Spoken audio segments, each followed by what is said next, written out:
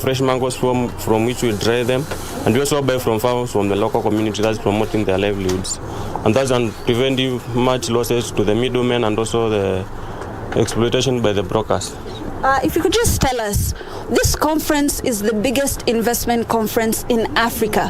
What exactly do you aim to achieve during this conference? Of course, it ends on the 31st. What my expectations are that we will be able to market our products and also get a way linkage being to export our products to other parts of the country, and also to make sure that to also bring awareness to Kenyans of the value addition in mangoes, which will pave a way for the market of products. Thank you so much, Victor. We've been talking to agripreneurs who are, of course, the backbone of the Kenyan economy. We're talking about MSMEs who make up more than 80% of businesses in Kenya, and how, of course, they're working towards value addition in order to ensure that some of the things that they are producing and some of their farm produces are not only going to be in the Kenyan market, but of course in the international market. Before we get these products, we of course have the seeds. We have Kenya Seeds with us here today. Of course, you've been enabling a lot of farmers, and farmers are very, very particular about the seeds they have. The seeds ensure that we get the plants that we're going to be selling in the international market. If you could just tell us, what are some of the aims you have for this particular conference? One of the aims we have for this conference, thank you, my name is Jane Gitau from Kenya Seed, and Kenya Seed and Simlo are the same family.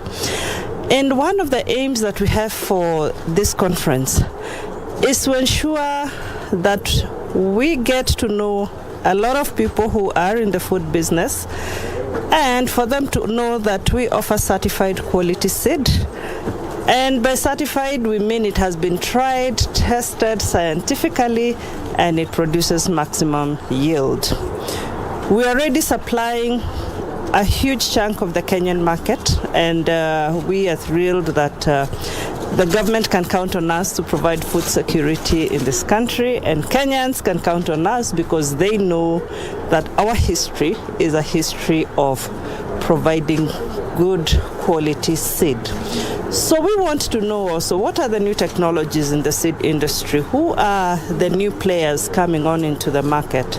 And what are the challenges that players and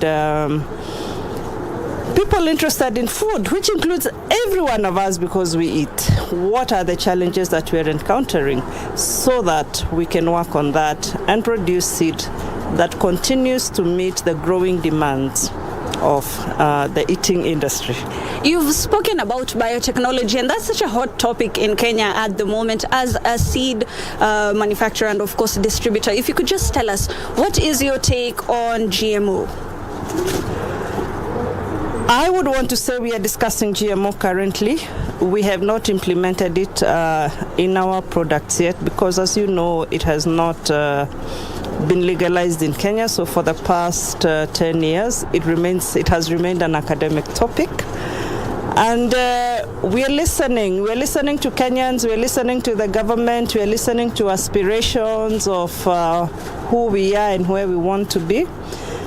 And if it does get to a point where we need to implement it, then we will. But currently, we are having this conversation. We're having conversation with people like yourselves. We're having conversation with our farmers. We're having conversations with government. So we have a lot of conversation going on around that and asking ourselves, so which is the way forward? I don't know if you know this, but more than a third of our GDP is made up of agriculture. Of course, agriculture contributes very largely to the Kenyan economy.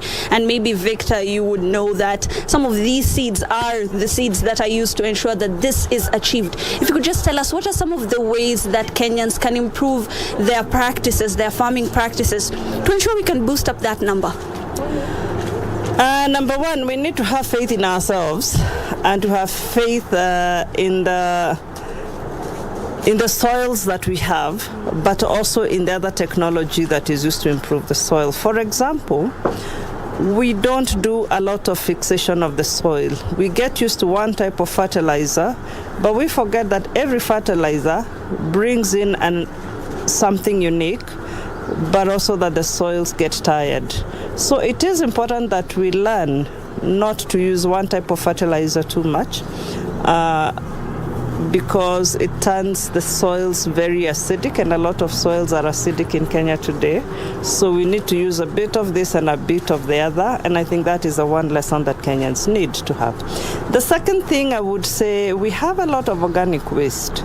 When you eat your fruits, when you remove the cover from your vegetables, what do you do with them? Those are things that end up in the garbage, in the dustbin, but those are things that could be very useful to produce our own little manure for a little kitchen garden, where we can then grow healthy sukuma wiki, healthy spinach and other vegetables like those you can see over here. And that reduces, one, the expenses to your pocket, two, you don't acidify your soil too much. There are little things that we can keep doing as Kenyans, growing what we call urban gardens, where when you're done with your oil, the oil container, put some soil, put some kidogo manure, and start growing your own things. So there are many things that Kenyans can do to improve their own nutrition and their own ability to feed themselves.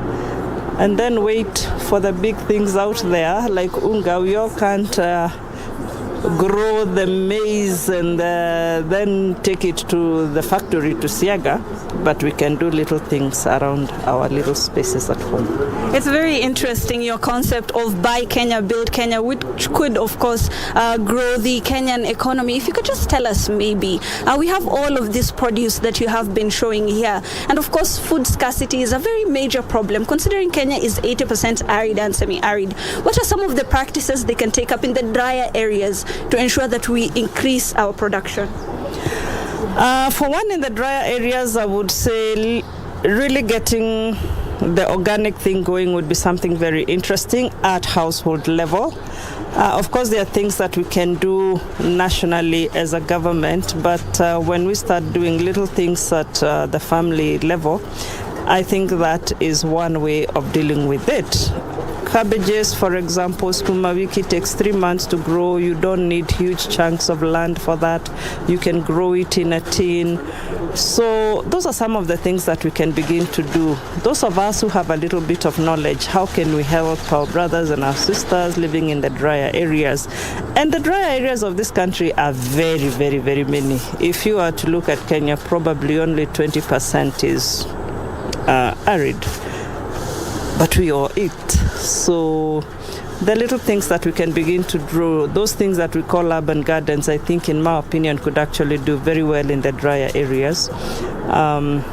Find a little water where it is, weka kwa kamkebe kidogo, grow a few little things, and just grow for look at short season crops.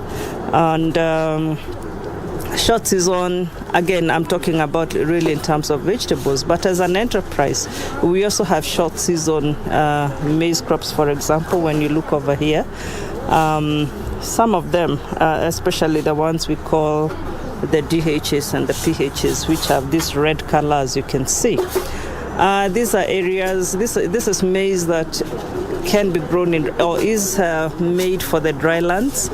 And so when we know that you're going to plant in an area that is dry, this is what we ask you to buy, because this is a short season maize, which is different from the ones in blue, which requires a lot more rain. So those are some of the technologies we're trying to apply, and those are some of the technologies that I think we could apply. But we also have to diversify our food. Who said we must all eat ugali? What else can grow in areas that may not be good for growing maize? We need to be a little bit more creative. We have a lot of nutritionists who have studied and can educate us. So an opportunity such as this one is a good opportunity for us to fertilize our ideas and ask ourselves, so what else in each of our different capacities, even at family level, even at household level. Yes. What else can we grow is a very, very important question that we are asking here. What else can we do in order to ensure that we not only grow our economy, but that we enable small developers, small agriculturists, small agripreneurs to ensure that they get what they can get. Of course, we have one of the drier counties, which is Makueni County, and maybe if we could just highlight some of the other things that we could do. What else can we grow in Kenya other than maize? People have been crying, maize, maize, maize. What can Makueni County do for us? Makueni County, as we would like to, as we refer to it, Sisi Wana County, is the orchard of Africa. We produce the sweetest mangoes. We have mabuyu. Anything you'd like to think of, we can grow in Makueni. But sometimes we can be limited by conditions, but within Makueni we do have microclimates, so we grow things such as coffee, which is something that people might not think would do well in Makueni, but through the Department of Trade, which is the gateway to investment in Makueni County, we do have an office for investment where people can get advice on what areas to invest in. We have concept papers or concept notes on investment opportunities in Makueni. So anything you can think of, or any areas that you might like to invest in Makueni, we do have an office on where you can start with. It's very important, of course, to highlight that Makueni might be one of the drier counties, but of course, it has one of the sweetest mangoes, and I can attest to that, of course, Victor. Of course, we're going to be looking at other exhibitors and other exhibitions to ensure that we get to see what exactly is at the Kenya International Investment Conference 2023, of course, which will be running from the 29th to the 31st of May, this very month, as we wait for not only the president, but various cabinet secretaries. Victor, we will be keeping you abreast on that. But for now, back to you in studio.